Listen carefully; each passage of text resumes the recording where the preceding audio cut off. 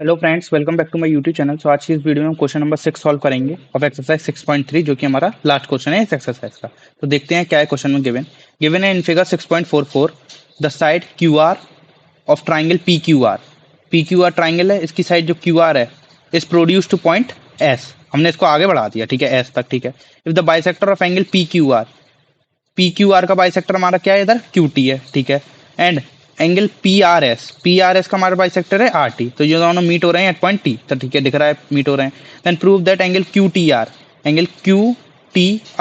यानी ये वाला एंगल इक्वल टू है 1/2 of angle Q P R के। तो देखो ये क्वेश्चन अच्छा है।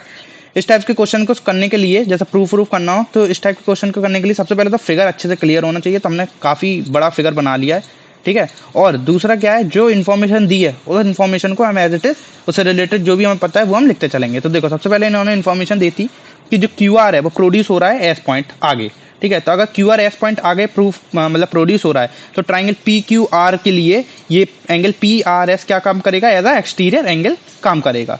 तो हम लिख सकते हैं in triangle P Q are, जो हमारा एंगल है पी आर एस, वो क्या है, इज एक्सटीरियर। तो हमें ये दिख रहा है। तो एक्सटीरियर एंगल प्रॉपर्टी से हम क्या बोल सकते हैं, जो एक्सटीरियर एंगल है वो किसके बराबर होता है, sum of the interior angle opposite to that exterior angle. तो मतलब हमारा एंगल पी आर एस, मतलब ये वाला एंगल, राइट, ये किसके एंगल का सम है, एक ये एंगल का सम है और एक ये एंगल का सम है। तो हम लिख सकते हैं angle P R S equal to angle Q P R, ठीक है, plus angle P Q R, ठीक है। अब देखो एक और इंफॉर्मेशन गिवन है, bisector of Q P R क्या है, हमारा क्यू टी है। तो क्यू पी आर का बाइसेक्टर हमारा क्यू टी है। तो हम लिख सकते हैं angle sorry T Q R, angle T Q R किसके बराबर हो जाएगा, हमारा half of angle P Q R के बराबर हो जाएगा, क्योंकि क्यू टी बाइसेक्टर है। सिमिलरली हमारा जो आर टी है वो भी बाइसेक्टर है पी आर एस का। तो हम लिख सकते हैं एंगल पी आर एस किसके बराबर हो जाएगा, half of, sorry angle P R S नहीं, एंगल कौन सा, एंगल टी आर एस, मतलब ये वाला एंगल, राइट, ये किसके बराबर हो जाएगा, half of angle P R S के बराबर हो जाएगा। तो हम इधर से एंगल पी क्यू आर की निकाल लें और वैल्यू निकाल लें एंगल पी आर एस की। तो एंगल पी क्यू आर कितना है हमारा, 2 times angle Q T R के, राइट। और पी आर एस की एंगल और निकाल लेते हैं वैल्यू।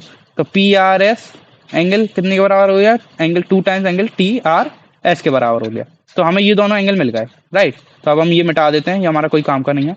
अब देखो पी क्यू आर हमें मिल गया, एंगल पी आर एस हमें मिल गया। तो हम इस इक्वेशन में पुट कर देंगे, कौन सी, ये वाली इक्वेशन में। तो एंगल पी आर एस की जगह हम डाल देते हैं 2 times angle T R S, 2 time angle T R S, right, हमने ये डाल दिया, equal to angle Q P R को एज इट इज रहने दिया, plus angle P Q R की वैल्यू हमें इधर से मिल गई, हमने किस में डाल दिया, 2 times angle T Q are में डाल दिया, राइट। सो इधर से अब हम क्या करें, टू, पूरी इक्वेशन को 2 से डिवाइड दे दें।